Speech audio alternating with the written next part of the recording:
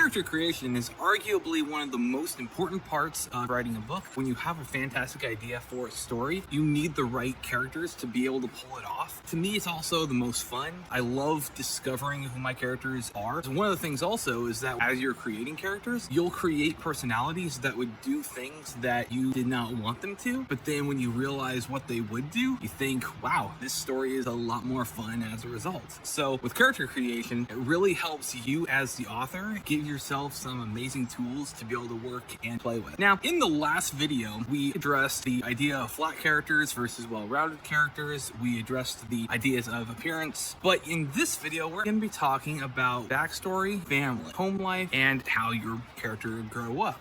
So one of the first questions to think about, and I've got a little notepad, so if you happen to freeze it at that point, you would see what I'm going to be talking about, but where did your character grow up? Now, at this point, hopefully you've got a general idea of your setting. So where did your character grow up? It's amazing, especially with young adult fantasy, how many start with the main character at their home. Next up, what is your main character's house like? Are they living in a one-bedroom hut? Are they living in a crazy huge mansion? This is also going to help shape how rich the character is. It's going to shape what kind of home life they've had. Having a one-room hut as opposed to a multi-room mansion, that's going to affect various things. So what is their home like? You might be spending a fair amount of time at this place, you might not, but regardless, having an idea in the back of your mind is not too bad to have.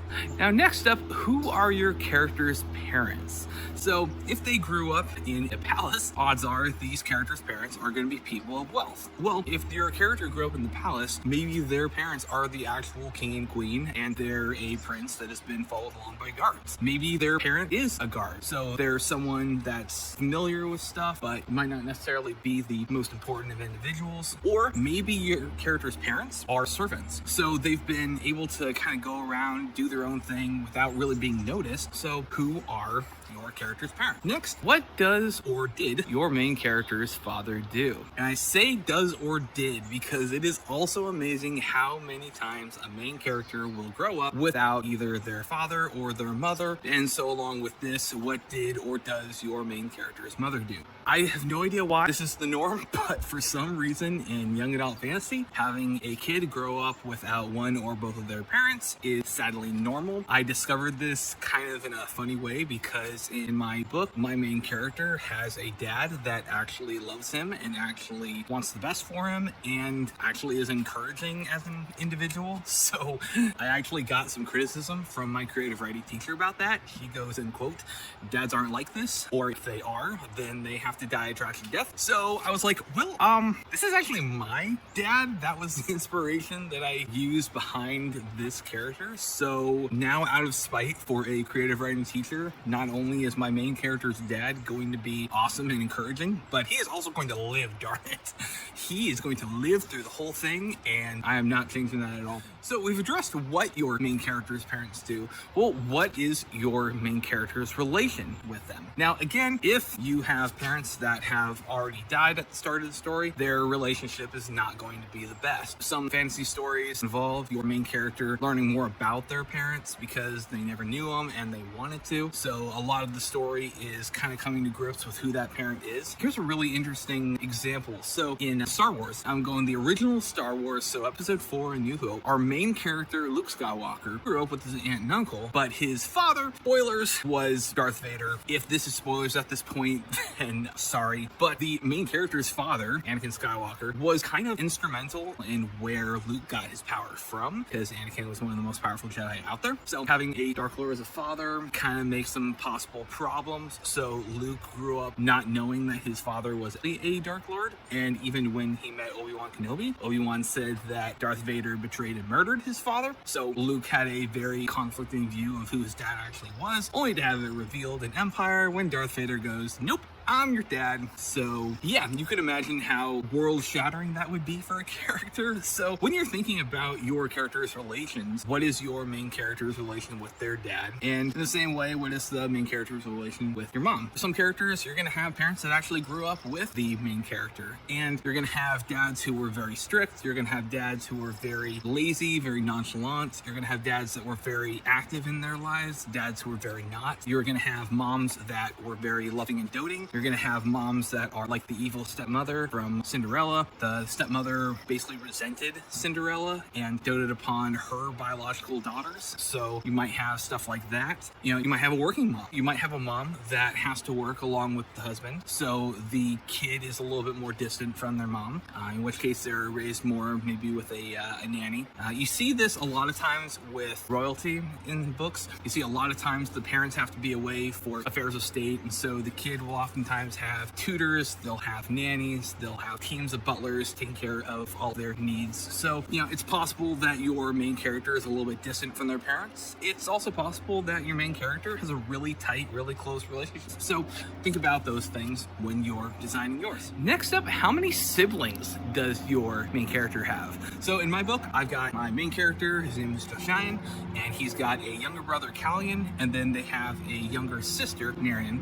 Also, we have a lot of situations where you've got brothers that are really good friends with each other, and so they hang out a lot, and they're part of that social group. One of my other characters, his name is David. He's got 7 older siblings that are all various ages. He's very much that everyone looks out for sort of character, whereas the older characters are the ones that tend to do the looking out for other people. And I've also got a really cool relationship between 2 of the characters, Paul and Silas. Paul is not a brother of Silas, but has kind of a younger brother, older brother dynamic between the 2 of them. And it's really interesting to see how those guys all work out. So I really love to play around with sibling dynamics. I really love the idea that siblings can be friends, because in real life, me and my sis, we're actually pretty close. We have our moments, but for the most part, we're really tight, and we know that we would basically have each other's backs no matter what. So yeah, I like to pull from real life a lot of times with my stuff. Now, next up, does your character like the relationship that they have with their sibling? And this goes down to those dynamics of, do siblings get along? If you've got a character and their younger brother is really tight with them and they can trust each other with anything, those 2 are going to be a crazy dynamic pair. Whereas if you've got a character that does not like their sibling, then they're obviously going to be at odds, and that's going to be a very tricky situation whenever they're around each other. The reason that I ask, does your character like the relationship that they have with their sibling, is because oftentimes you might not like how you get along with each other, so you really want to change that. And you see a lot of times characters really wish that they had a better relationship with their family, with their siblings, with